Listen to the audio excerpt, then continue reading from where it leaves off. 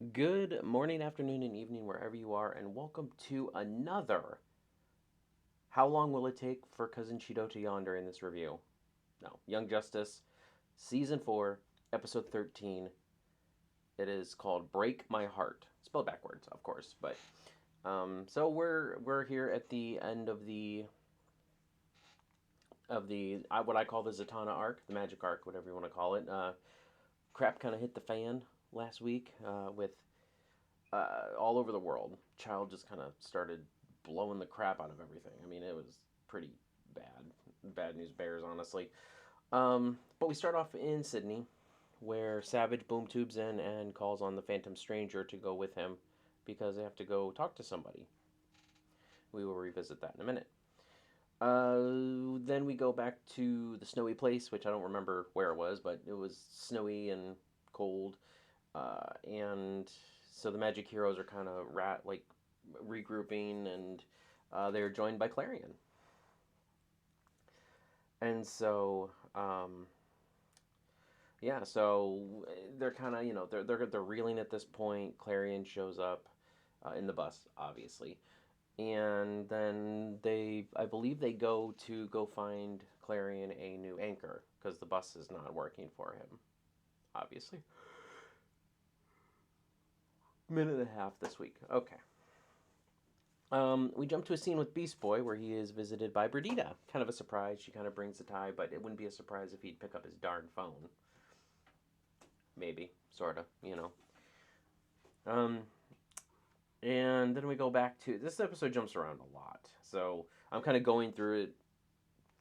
I'm not scene by scene, but thing by thing.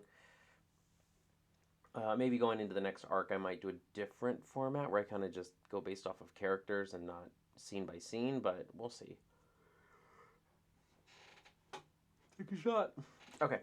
Um, so Savage and Stranger go and visit the Lords of Order and Chaos. So apparently the Phantom Stranger can communicate with them. So, the Phantom Stranger standing there, he's got the Chaos in one eye and he's got the Lords of Order in the other one. And so they're basically Savage is playing with them, it is destroying this land, it's losing the balance, yada, yada, yada, so on and so forth. Then we move over to back to the Witch Boy, and he gets his new Tinkles, which is a girl, and it's a baby little Tinkles. He's so cute. Beep, beep, beep, beep, beep. So anyway, so yeah, so they, he gets into Tinkles. They go to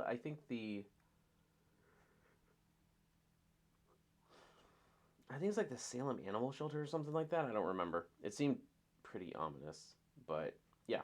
So and then some stray cat wandered up and was meowing at the tire, and Clarion's like, "That's him." And then it's like, "No, it's a her." And okay, and then so he came up with a completely original name, which was Tinkles. Clarion's so weird. So now the Witch Boy has a form again. He's anchored into this reality, and he's, I guess, at full strength. So then they go to Salem again, and they call Child. They do the grit glyphs on the ground. They do the glyphs on the ground and summon Child, and Child pretty much comes almost immediately with Flaw, and the battle ensues.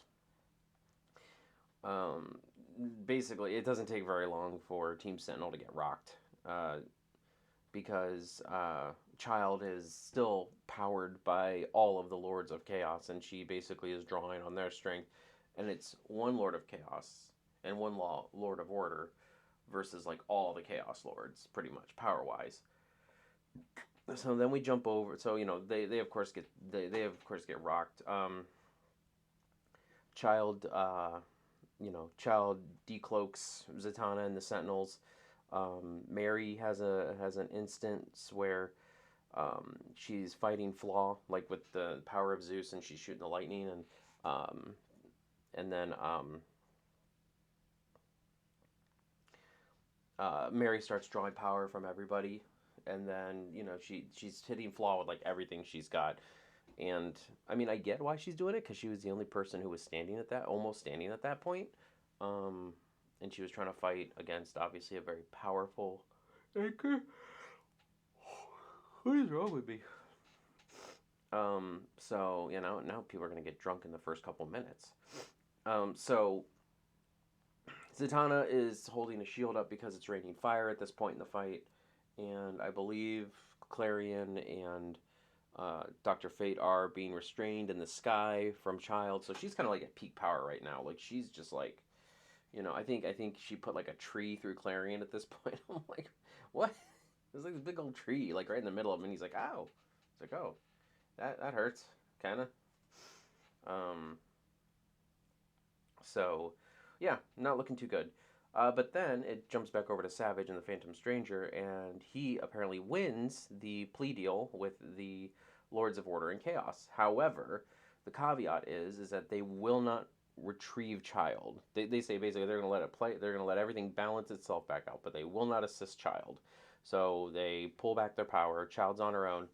But it's a bit more of an even fight because obviously now there's Witch Boy and Dr. Fate, who are two hugely strong magic users. And I mean, obviously you got the Zatanna and the Sentinels. So, I mean, it really at this point, Child didn't. I mean, they went into it with a handicap because Child already had rocked them, but at the same time, now Child is on her own. So it seemed like it kind of the favor kind of tipped back towards the good guys, or good guys in Clarion. Um, so yeah, so Mary is doing the thing and she's absorbing, and then she gets rocked by Flaw, and we think all is lost because he's Flaw's gonna go after Zatanna. We go back over to Beast Boy really quick. They're kind of escalating this storyline because with the whole meds and stuff like that. So Berdita's in his room and it's all messy and he just is not keeping up with himself and everything, and she's worried about him and she wants to help him, and she knocks a box off the table and there's all the meds and sleep aids in there. And basically Beast Boy breaks up with her. He's basically like, Berdita's like, look, if you won't help yourself and you don't want to be with me, then you can, you can go. You can, or then I can't be with you or whatever, something like that. And then Beast Boy says, "There's the door, Your Highness." Big dick move, buddy. So yeah, so that happens. So now that the tide is turned back in the battle with the Sentinels and Child, they finally defeat. Well, first off, 13 defeats Flaw because she realizes he has the one weakness, and then she just exploits it, and it'd be really unlucky if your weakness got worse, and then she shot it and it got bigger, and then he just cracked and fell apart. And then Child goes back to the Order Chaos realm, whatever realm that is. I have no idea. Whatever realm that is. That the Order and Chaos are in, the spiritual realm. So after that, the heroes are licking their wounds, and they got rocked pretty good in this whole arc. Like all the heroes got pretty rocked. I mean, Zatanna was not doing too hot. But what happens at the end is Clarion checks out. Hello, he's got this big hole in him, and he doesn't fix it. He just has this hole, and he's like, "I'm all warm and fuzzy inside," and like the little kitten is sitting there in his chest, and I'm like, you know what? If it was anyone else, I would hate this. But Clarion gets a pass. I'm sorry. I thought it was funny, and I'm like, oh, this is so stupid, but it's so funny. After that, so basically what this whole thing turns out is Clarion, not Clarion, I'm sorry, Zatanna makes it, well, first off, she talks with Mary and basically I don't know if she told her she was grounded, like, magic wise, or if she was like, she wasn't going to include her in the deal she was going to make with Nabu. But basically what she was doing is she talked with Nabu, and basically she said, look, what if we agreed to all trade the Helmet of Fate between 4 people? Every month, once a week, Nabu will always be, always have somebody, and and obviously Zatara is is aging. So, Zatanna basically was saying, look, we can all share the helmet of fate. So Zatanna, Zatara, I can never remember that dude's name. Why can I and I never write it down. I'm so dumb. I never write it down. But the it's Ken Nelson's nephew. So he's pretty much on board with it. And 13. So, um, and Mary's kind of grounded because she's not ready. And Nabu was actually thinking she was more ready. Um, so so basically, Zatara had to convince or Zatanna had to convince her father, Zatara, to do this. And so of course, Nabu takes the helmet off, and Zatara's like, absolutely not. So of course they have a jibba jabba back and forth a little bit, and then finally he gives in to um, his daughter and says fine. And then Kent Nelson's nephew volunteers to take the helmet first because he wants Zatanna and Zatara to be able to visit, because obviously it's been 10 years since Zatara, which I think this is actually a pretty good outcome. Like, I mean, because I was figuring by the end of this, either Zatanna would take over the Helmet of Fate or somebody else would. And if I would have known that Kent Nelson's nephew was in this, which I didn't really realize that until this episode, I would have thought him the whole time. Like, he was going to take over the Dr. Fate moniker. But, I mean, the alternating is okay.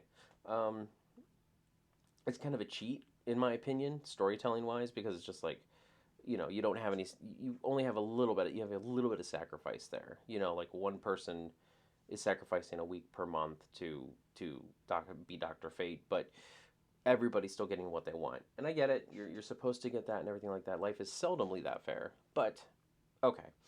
All right, so it was, and we find out at the very end that this was kind of Zatanna's idea from the beginning.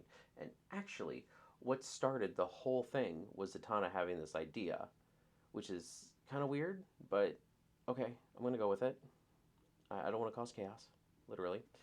But apparently, yeah, her thought of maybe being able to alternate the Helmet of Fate was what instigated the Lords of Chaos to put Child on the planet for some reason. I don't know why. But that's what they basically said. Mary gets super pissed because she's basically grounded because she's taking people's power without their consent. She's very power hungry, is what Zatanna is saying. So basically, Mary's like, I want to go back to Fawcett City now. And she goes off and does her thing.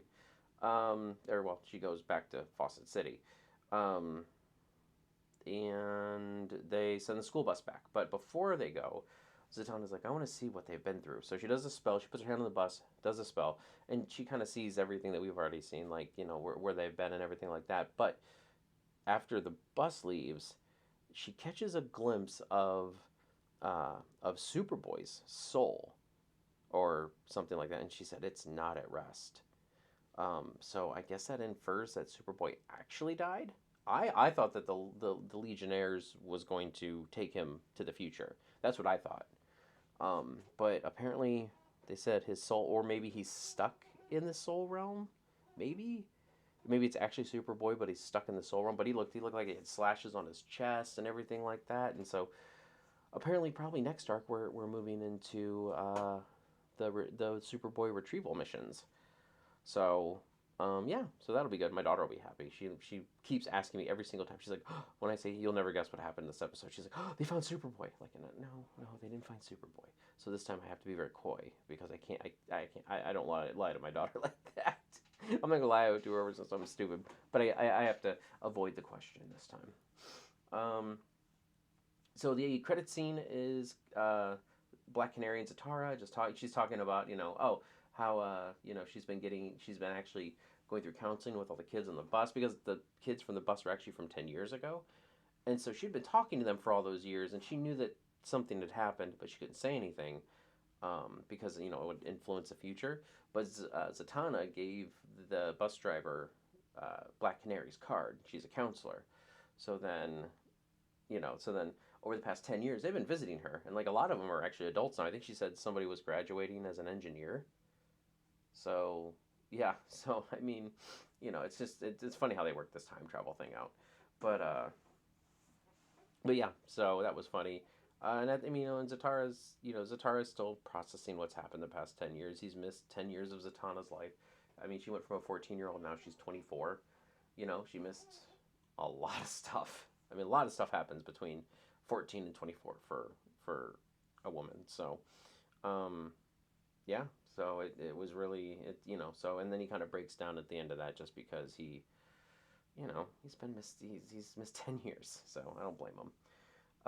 There was a post credit on this one where it is somebody who sounds like Granny Goodness. I don't know if it's actually Granny Goodness or just the voice actress who plays Granny Goodness, but basically tempting her in the back of her mind, saying, you want to say it. They always want to take the power from you. They're scared of it. Blah blah blah blah.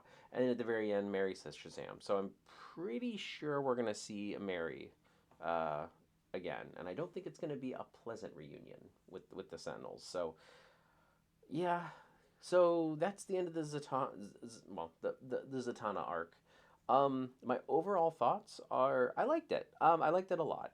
I liked there were the storytelling aspect of this one I really liked. I liked it a lot better. The supporting cast I wasn't so fond of because I felt like in the Tigress arc or the Croc arc as I call it because it's the Croc sisters. I felt like there was more of a supporting cast that we got to spend time with, um, and we got to see a lot more supporting characters, throughout different episodes. But this one definitely had the upper hand in storytelling. I feel like, definitely on scale. I mean, this was world ending event right here. I mean, I don't know. I mean, Sydney's just been decimated. I don't know what they're going to do about that. And then I mean, these fire pillars all over the place. Like, they don't really address how they're going to fix a lot of that. And Sydney's destroyed. Like, there that had to have been death, like Man of Steel levels of death. So I mean, yeah, I kind of want to find out what they're planning on doing with all that. Um, but with all that being said, yeah, I mean, I really like this arc a lot. I would I definitely put it above the other two arcs. The other two arcs had good points. Good moments. Like the first one had, but some of them really had their bad points. As I said, I mean, the storytelling was kind of I don't want to say weak, but just not there in the Croc arc, and then in the Mars arc, it was just slow and I don't want to say boring because it wasn't boring, but it still was very slow. It took place away from Earth, so felt very confined and just not very Young Justicey. Because of season one of Young Justice, man, they were all over the world within a couple episodes. Like first two episodes they were in Cadmus, yeah, but then episode three they were already in Happy Harbor. Episode four they were in Santa Prisca, I believe, 4 or 5. So I mean, there's the, you know, so I just some of these earlier arcs just felt very confined. But this arc definitely probably takes a cake in scale. So and it'll be interesting to see what they do with Connor. I mean, as I said, I mean, so if they saw his soul wherever that was, I guess he's actually dead, but his soul's not resting. Maybe, kind of, sort of. I don't know. I don't know. We'll find out. I don't know if they're taking a break. Let me take a look really quick. I know, bad editing, right? Actually, I'll just do this. Okay, so it looks like the first 13 episodes are here, and then the second half of the 13 episodes is to be announced. So, I mean, it looks like oh wow, they did do this with last season. I forgot. In 2019, in January of 2019, they ran 13 episodes, and then they went from January to July,